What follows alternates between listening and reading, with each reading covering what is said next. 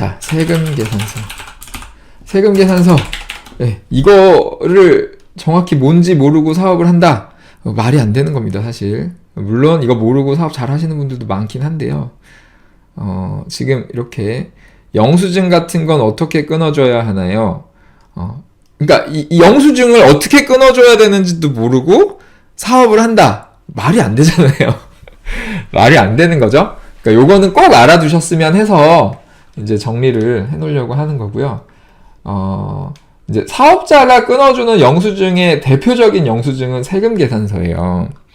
그래서 오늘 세금계산서로 시작은 하지만 사실 세금계산서는 사업자가 끊어주는 영수증의 4가지, 영수증 종류는 되게 많거든요. 그 많은 영수증의 종류 중에서 국세청이 인정해주는 4가지가 있는데 그 중에 하나인 거예요. 그러니까 오늘의 주제는 사실은 세금계산서는 아니고 적격증빙이라고 아니면 또는 영수증이라고 하는 게 좋을 것 같아요. 그래서 오늘의 주제 이제 영수증은 어떻게 발급하는 것인가. 근데 그 중에서도 이제 국세청이 이제 공식적으로 인정을 해주는, 그러니까 우리가 세금 신고할 때 비용 처리하는데 문제 없이 사용할 수 있는 그 영수증, 그거를 이제 적격증빙이라고 하는데, 요게 뭔가, 요게 뭐고 어떻게 발급을 하고 어떻게 발급을 받아야 되는가, 요거는 이제 당연히 알아야겠죠, 요런 개념은. 그래서 그 얘기를 좀 드릴게요. 그러니까 우리가 뭐 세금 계산서니 이런 얘기 하잖아요. 일단 얘네는요 영수증이에요. 영수증이 뭐예요? 어떤 거래를 했을 때 내가 돈을 받았다 하고 써주는 거잖아. 나 돈 받았음 이렇게 써주는 거잖아. 왜냐면은 이 영수증이 없으면 나중에 야, 돈 왜 안 줘? 라고 할 수 있잖아. 돈 줬는데. 그러니까 영수증을 받는 건 중요하죠. 근데 그냥 우리끼리 거래할 때는 그렇게만 하면 되잖아요. 돈을 받았네 안 받았네 이 문제만 없으면 되니까 영수증 받으면 되는 건데, 이제 이게 세금 신고를 하다 보면 단순하게 그렇게 되지 않아요. 왜냐면은 사업자의 소득은 이거잖아요. 소득세법에서 정확히 이렇게 정의를 해놨죠. 사업소득은 총수입 금액 빼기 필요경비, 이렇게 정의가 돼요. 근데 이거 우리가 쉽게 흔히 쓰는 말로 쓰면은 순수익은 매출액 빼기 매입액, 보통 이렇게 얘기하죠.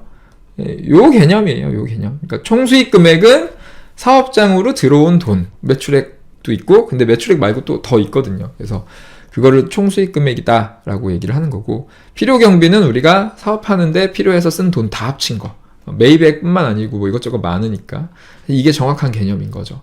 그렇게 해서 이제 순수익이 얼마냐 해가지고 세금을 내는 거잖아요.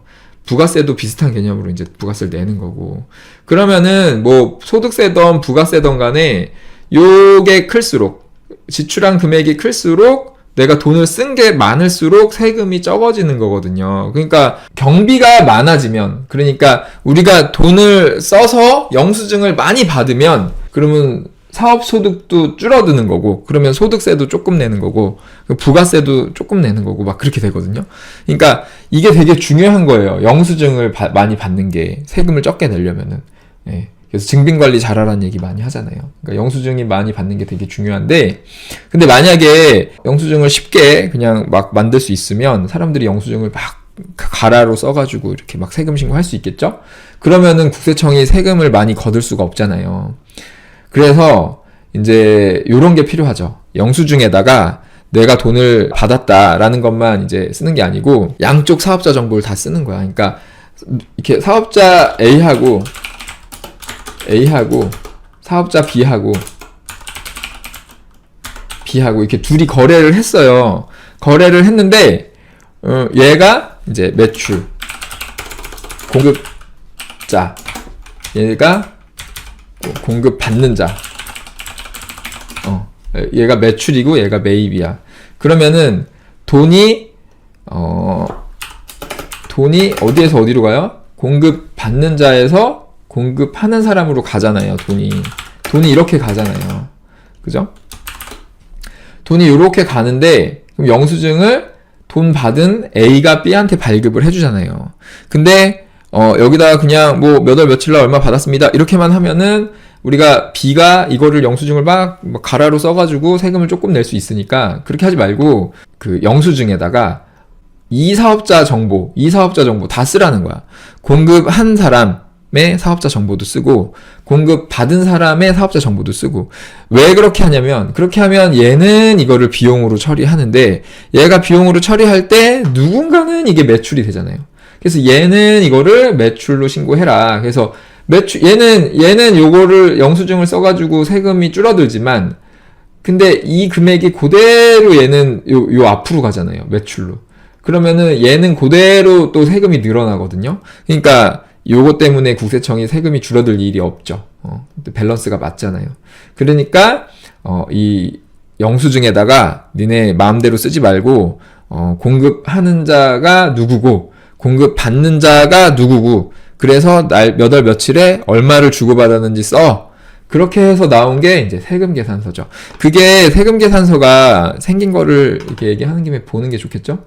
그래서 카페에 보시면은 세금 6번에 있어요. 세금 6번에 여기 뭐 쓰시기 좋게 엑셀 파일을 안 올려놨네? 저만 쓰고 있었네요. 제가 올려드릴게요. 엑셀 파일로 써야 편한데. 그래서 여기 보면은 이게 세금계산서거든요. 그래서 공급자, 공급하는 사람 보관용, 공급받는 사람 보관용, 이렇게 해서 두 장을 똑같이 쓰게 돼 있는데, 제가 볼게요. 여기 보시면 공급자의 사업자 등록번호, 상호 다 쓰게 돼 있고 공급받는 사람의 정보까지 쓰게 돼 있죠. 그리고 금액을 쓰게 돼 있고. 이게 세금계산서입니다. 그래서 요거 영수증 발급 어떻게 하냐 지금 그러셨는데, 요거 출력하셔가지고 여기다가 써서 나 한 장 갖고 그 다음에 나한테 돈 준 사람한테 요거 주고 요렇게 하시면 돼요. 요렇게 하시면 되는데, 근데 아까 제가 이게 다르다 그랬잖아요. 계산서랑 세금계산서는 다른 겁니다 그랬잖아요. 근데 이거는 지금 세금계산서잖아요. 세금계산서랑 계산서가 뭐가 다르냐? 제가 보여드릴게요. 뭐가 다른지 한번 맞춰보세요. 요게 세금계산서, 요거는 계산서. 뭐 차이점이 눈에 보이세요? 세금계산서에 보면은 세액이 있는데 계산서에 보면은 세액이 없습니다. 그 차이예요. 여기 세액이 있냐 없냐. 여기서 세액은 뭐냐? 이제 부가세죠, 부가세. 그러니까 세금계산서의 세금은 부가세를 의미하는 거예요. 그래서 부가세가 있는 거래에 대해서는 세금계산서를 발행하는 거고요. 부가세가 없는 거래에 대해서는 계산서를 발행해야 되는 거고.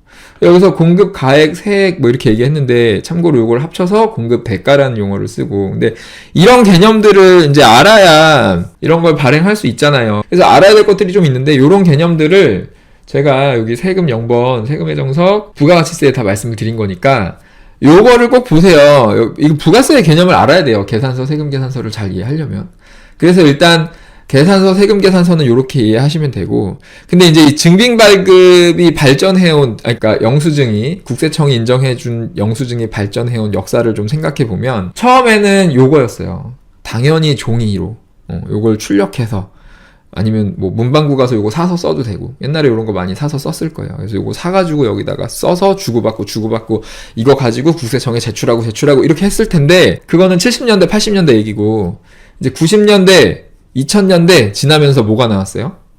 지나면서 이제 컴퓨터, 인터넷 이런 거 나오면서 전산 이런 게 막 발달하면서 이제 뭐가 나왔죠? 신용카드, 현금 영수증, 그러니까 전자증빙이 나왔죠. 이런 게 나오면서 이 세금계산서랑 계산서도 인터넷에서 발급할 수 있게 됐어요. 이거는 이제 국세청 홈택스에 들어가서 발급할 수 있죠. 국세청에서 주관하는 거니까. 그래서 홈택스 들어가면은 세금계산서, 계산서 발급을 다 할 수 있습니다. 그래서 요거 발급을 종이로 하셔도 되는데 홈택스 가서 하셔도 돼요. 근데 중요한 거는 제가 아까 작성일자가 되게 중요하다 그랬잖아. 근데 세금계산서는 발급 기한이 이 작성일자의 기준으로, 거래일 기준으로 다음 달 10일까지 발급하게 돼 있거든요.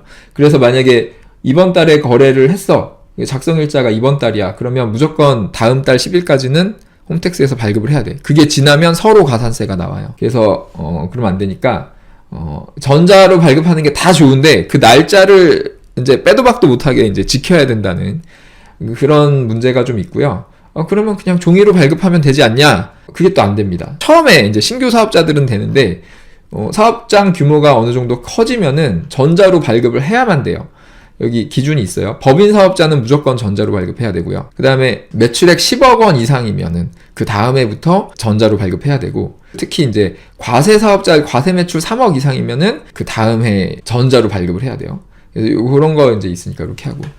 그래서 이제 세금 계산서랑 계산서, 그리고 전자세금 계산서, 전자계산서, 이거 홈택스에서 발급하는 거, 그 개념은 좀 말씀드렸고, 그 다음에 중요한 게 증빙, 영수증 종류를 이제 다 알아야 되니까, 이게 뭐냐, 우리가 이제 거래를 했다는 거에 대한 어떤 증거 자료가 되는 게 이제 증빙 자료인 거잖아요.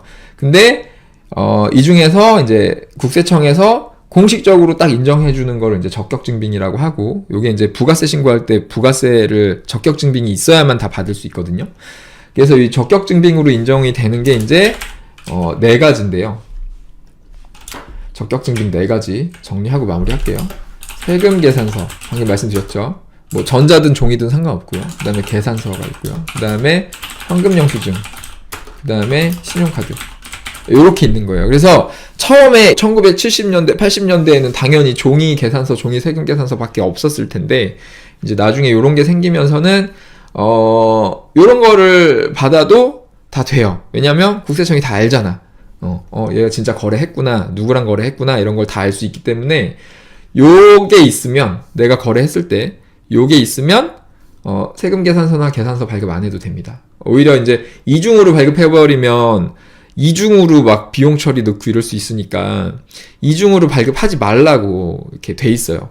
그래서, 요 중에 하나만 발급을 하면 되고요. 근데 이제 뭐 딴 건 괜찮은데, 신용카드는 체크카드 똑같은 거고요.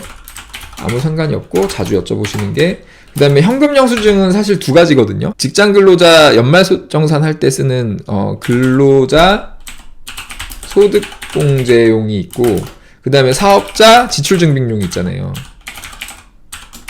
비용 처리를 위해서는 당연히 요걸로 받아야 되는 거고요. 근데 변경은 할 수 있어요. 좀 번거로운데 변경해서 비용 처리하고 부가세 돌려받고 다 됩니다. 그래서 지금 영수증을 받을 때는 뭐 신용카드로 결제하면 깔끔하고요. 그 다음에 현금영수증 사업자 지출증빙으로 받아도 문제 없고요. 계산서나 세금계산서 받아도 문제 없고, 이렇게 되는 거고요.